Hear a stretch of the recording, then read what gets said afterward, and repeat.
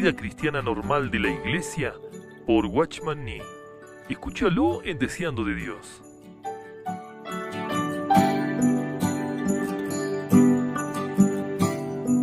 Introducción importante para la comprensión del libro. El contenido de las páginas siguientes es la substancia de varias pláticas a mis colaboradores jóvenes durante las conferencias celebradas recientemente en Shanghái y Angkor. Cuando fueron dadas las pláticas, no se tenía en mira el presente libro, sino solamente mi audiencia inmediata, y el hecho de que los mensajes estuvieron destinados para la instrucción de mis colegas jóvenes explica su naturaleza intensamente práctica y la simplicidad del estilo adoptado. En estas dos conferencias nosotros procuramos, en primer lugar, examinar la enseñanza de la palabra de Dios con respecto a sus iglesias y a su obra, y en segundo lugar revisar nuestras misiones anteriores, a la luz de nuestros descubrimientos. La palabra nosotros se usa en todo este libro, como entre colaboradores, porque así fue usada por los apóstoles en el libro de Hechos. Las pláticas resultaron de valor a mis hermanos más jóvenes, y, como se tomaron notas escritas a mano, los mensajes fueron compartidos con otros. Esto resultó en muchas solicitudes para que las pláticas fuesen puestas en forma de libro. Como a las conferencias asistieron principalmente mis colaboradores más jóvenes, me sentí en libertad para instruirlos y aconsejarlos, y para discutir bastante abiertamente varios asuntos íntimos y más bien delicados. Si las pláticas hubieran sido proyectadas para una audiencia más amplia, o para que fueran publicadas, me hubiera sentido obligado a omitir muchos asuntos que fueron mencionados, y a hablar en un tono enteramente diferente. Naturalmente vacilé cuando se hizo la sugerencia de publicarlas, pero el Señor puso en claro que esa era su intención, de modo que no tengo opción salvo consentir. No estaba seguro si era sabio preservar el estilo original de las pláticas, con sus trazos de consejo hermano mayor y su matiz personal distinto, pero como varios amigos testificaron de la ayuda especial recibida a través de las partes más personales, comprendí que el libro perdería su valor más grande si aquellas fuesen eliminadas. Por lo tanto, aunque presento las pláticas revisadas en cierta medida, todavía permanecen, tanto en contenido como en estilo, casi igual que cuando fueron impartidas originalmente. Confiamos en que los lectores de este libro tendrán en mente que sus mensajes, como se dieron originalmente, no estaban dirigidos a ellos. Fueron destinados exclusivamente para el círculo íntimo de mis asociados más íntimos en la obra, pero por una solicitud compartimos nuestros descubrimientos con el círculo más amplio de todos nuestros hermanos. El libro es algo privado hecho público, algo destinado originalmente para los pocos, extendido ahora a los muchos. Así que confiamos en que nuestros lectores perdonarán algo que parezca inapropiado para el público más amplio. Nos gustaría señalar aquí el lugar de las enseñanzas de este libro en el gran conjunto de la verdad divina, porque aquellas tienen valor espiritual solamente cuando se mantienen en relación con este. Durante los 18 años pasados, el Señor nos ha guiado a través de diferentes experiencias a fin de que podamos aprender un poco del principio así como del hecho de la cruz y la resurrección, y para aprender algo de la vida en Cristo, el señorío de Jesús, la vida corporativa del cuerpo, la base del reino de Dios, y su propósito eterno. Es natural, por lo tanto, que estas cosas hayan sido la carga de nuestro ministerio. Pero el vino de Dios debe tener un odre que lo contenga. En el patrón divino, nada se deja a la decisión del hombre. Dios mismo ha provisto el mejor odre para su vino, el cual lo contendrá y lo preservará sin pérdida, obstáculo ni distorsión. Él nos ha mostrado su vino, pero también nos ha mostrado su odre. Nuestra obra, durante los años pasados, se ha basado en ciertos principios definidos, pero nunca hasta ahora hemos tratado de definirlos o de enseñarlos. Más bien hemos buscado, en el poder del Espíritu, enfatizar aquellas verdades que son muy queridas a nuestros corazones y las cuales, nosotros creemos, tienen relación más directa con la vida espiritual del creyente y el propósito eterno de Dios. Pero la realización práctica de aquellas verdades en el servicio del Señor de ningún modo es insignificante. Sin aquella, todo está en el dominio de la teoría, y el desarrollo espiritual es imposible. Así que queremos procurar, por la gracia de Dios, no solamente transmitir su buen vino, sino también el odre que Él ha provisto para su preservación. Por lo tanto, las verdades expuestas en este libro deben ser consideradas en relación con aquellas enseñadas durante los 18 años de nuestro ministerio, y como la secuencia, no la introducción, a ellas. Dentro del alcance de estas páginas, ha sido imposible tratar todas las preguntas relativas al tema del libro. Algunas ya las he tratado en otra parte, y otras espero tratar más adelante. El título del libro, con respecto a nuestras misiones, explica su naturaleza. No es un tratado sobre métodos misioneros, sino un repaso de nuestra obra pasada, a la luz de la voluntad de Dios como la hemos descubierto en su palabra. El Señor, en su gracia, nos había guiado por su Espíritu en nuestro servicio anterior para Él, pero deseábamos entender claramente los fundamentos sobre los cuales debe reposar toda la obra divina. Comprendí que la necesidad primaria de mis hermanos más jóvenes era ser guiados por el Espíritu y recibir revelación de Él, pero no pude ignorar su necesidad de una sólida base bíblica para todo su ministerio. Por lo tanto, juntos conversamos libremente de lo que habíamos estado haciendo y cómo lo habíamos estado haciendo, y procuramos comparar nuestra obra y métodos con lo que Dios había puesto delante de nosotros en su palabra. Examinamos las razones bíblicas para los medios que empleábamos, y la justificación bíblica para el fin que perseguíamos, y anotamos varias lecciones que habíamos aprendido por la observación así como por la experiencia. No teníamos ninguna intención de criticar las labores de otros, ni siquiera de hacerles alguna sugerencia respecto de cómo debe ser conducida la obra de Dios. Sencillamente estábamos procurando aprender de la palabra de Dios, de la experiencia y de la observación, cómo conducir la obra en los días que vendrían, de modo que pudiéramos ser obreros aprobados ante Dios. El libro está escrito desde el punto de vista de un siervo mirando desde la obra hacia las iglesias.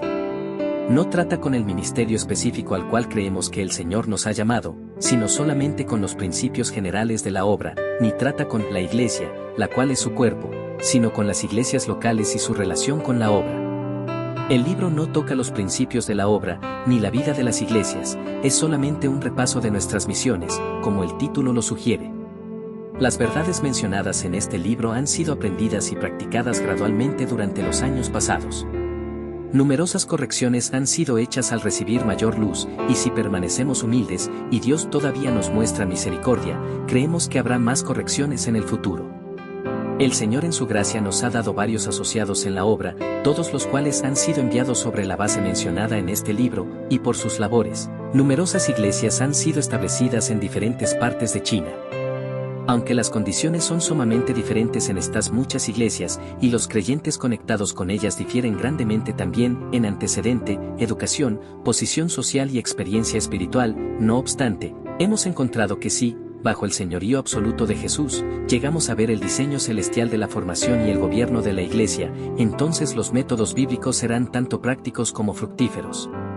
Si bien el libro mismo parezca tratar con el lado técnico del cristianismo, recalquemos aquí que no estamos aspirando a la mera exactitud técnica. Es la realidad espiritual lo que estamos buscando. Pero la espiritualidad no es un asunto de teoría, siempre redunda en práctica, y es con la espiritualidad en su realización práctica que trata este libro. Es extenuante para mí, si no realmente repulsivo, conversar con aquellos que aspiran a la perfecta exactitud exterior, mientras se preocupan poco por lo que es vital y espiritual. Los métodos misioneros, como tales, no me interesan en absoluto. En efecto, es un dolor profundo encontrar hijos de Dios que no saben prácticamente nada de lo detestable de una vida que se vive en la energía natural del hombre, y que saben poco de la experiencia vital de tener a Jesucristo como cabeza, pero entre tanto son escrupulosamente cuidadosos en llegar a la corrección absoluta del método en el servicio de Dios. Muchas veces se nos ha dicho, estamos de acuerdo con ustedes en todo. Ni mucho menos. En realidad no estamos de acuerdo en absoluto. Esperamos que este libro no caiga en las manos de aquellos que desean mejorar su obra por medio de mejorar sus métodos, sin arreglar su relación con el Señor, pero esperamos que tenga un mensaje para los humildes que han aprendido a vivir en el poder del Espíritu y no tienen confianza en la carne. Es muerte tener un odre sin vino, pero es una pérdida tener vino sin un odre. Debemos tener el odre después que tengamos el vino.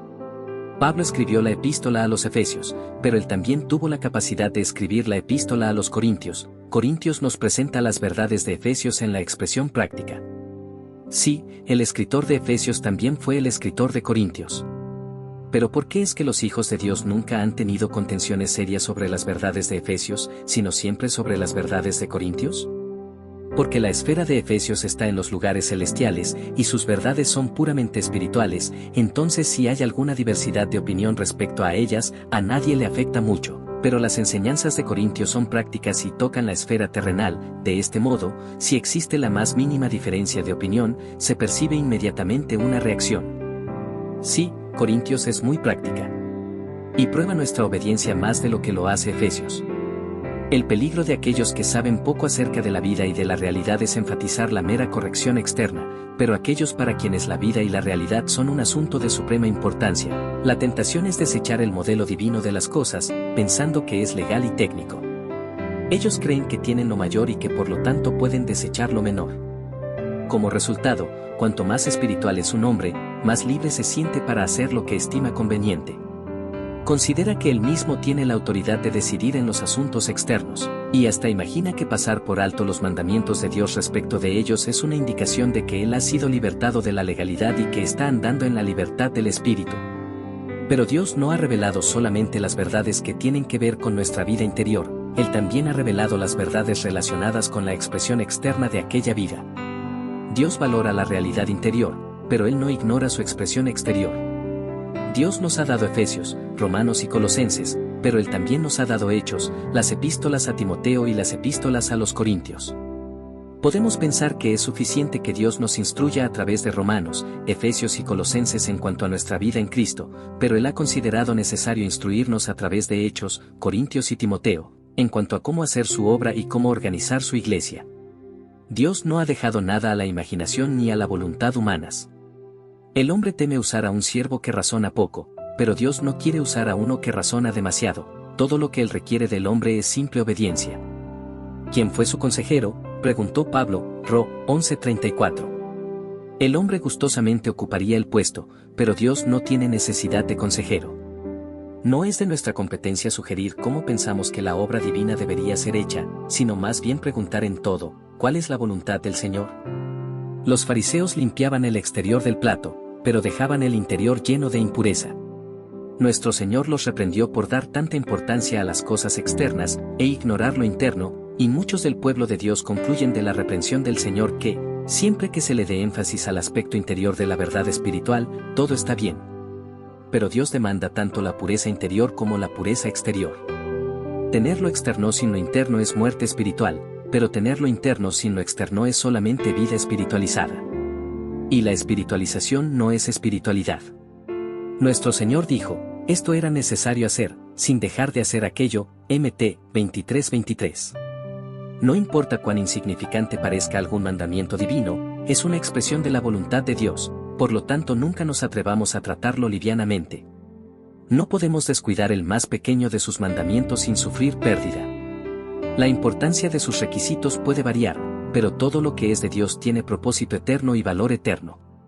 Por supuesto, la mera observancia de formas externas de servicio no tiene valor espiritual en absoluto. Todas las verdades espirituales, sea que pertenezcan a la vida interior o exterior, están sujetas a ser legalizadas. Todo lo que es de Dios, sea externo o interno, si está en el espíritu es vida, si está en la letra es muerte. Así que la pregunta no es si es externo o interno, sino si está en el espíritu o en la letra. La letra mata, mas el espíritu vivifica. 2 Cor. 3:6. Nuestro deseo es aceptar y proclamar toda la palabra de Dios. Anhelamos ser capaces de decir con Pablo, no he rehuido anunciaros todo el consejo de Dios, HCH 20:27. Nosotros buscamos seguir la guía del Espíritu de Dios, pero al mismo tiempo buscamos poner atención a los ejemplos que se nos muestran en su palabra. El guiar del Espíritu es precioso, pero si no hay ejemplo en la palabra, entonces es fácil sustituirlo por nuestros pensamientos falibles y sentimientos infundados, siendo llevados hacia el error sin darnos cuenta.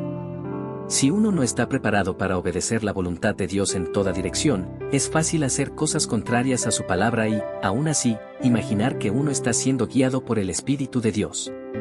Nosotros hacemos hincapié en la necesidad de seguir tanto el guiar del Espíritu como los ejemplos de la palabra, porque comparando nuestras formas con la palabra escrita podemos descubrir la fuente de nuestra guía. La guía del Espíritu siempre armonizará con las Escrituras. Dios no puede guiar a un hombre de una forma en hechos y de otra forma hoy día.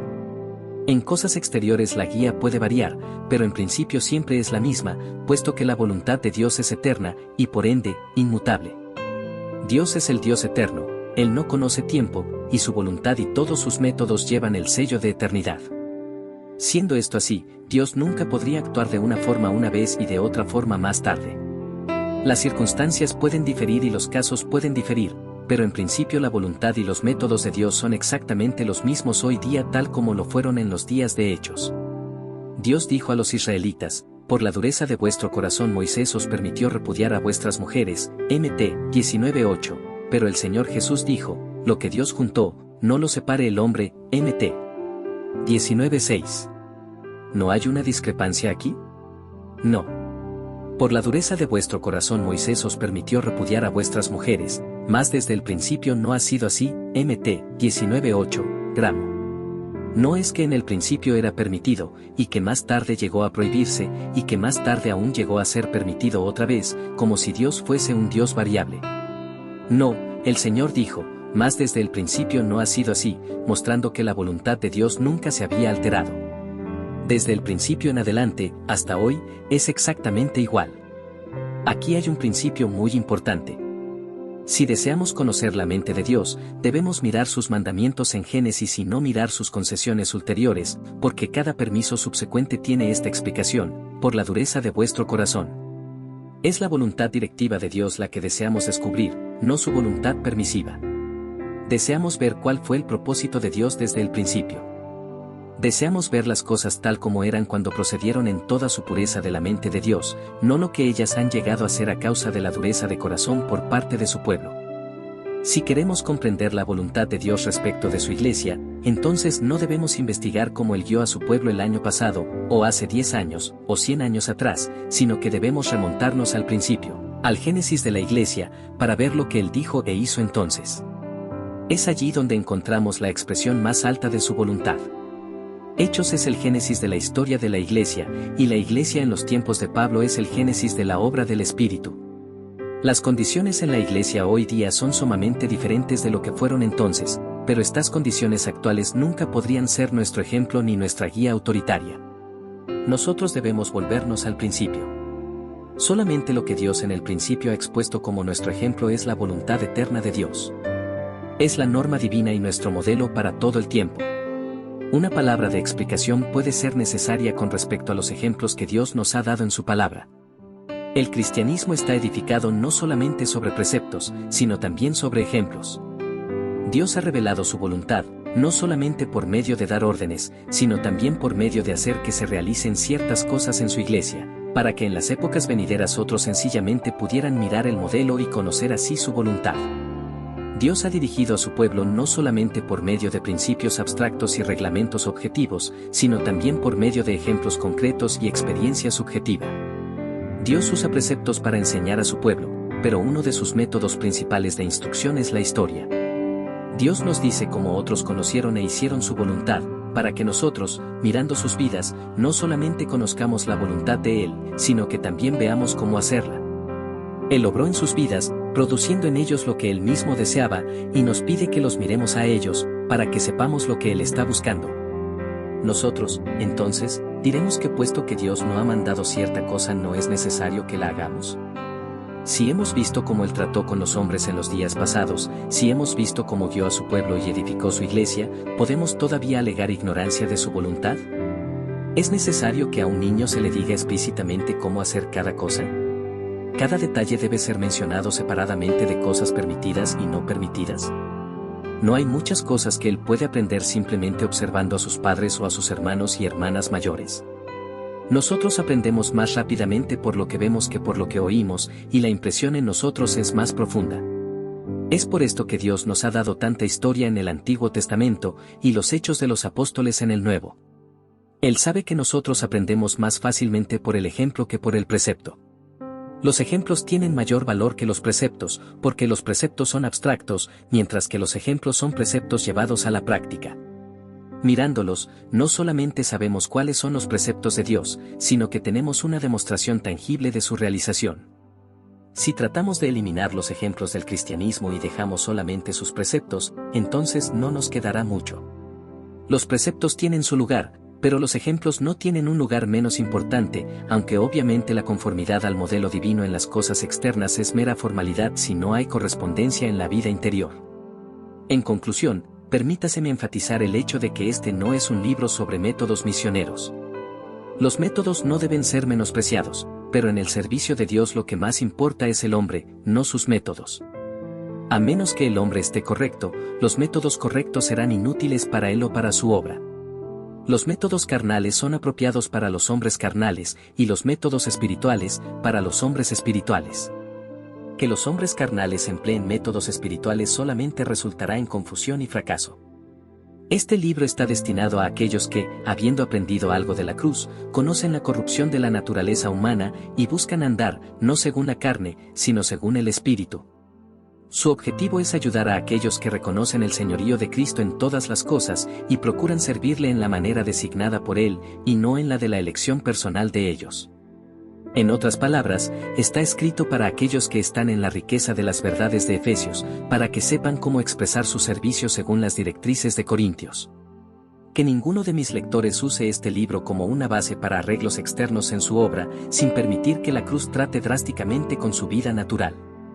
En la obra de Dios todo depende de qué tipo de obrero es enviado y de qué tipo de convertido es producido.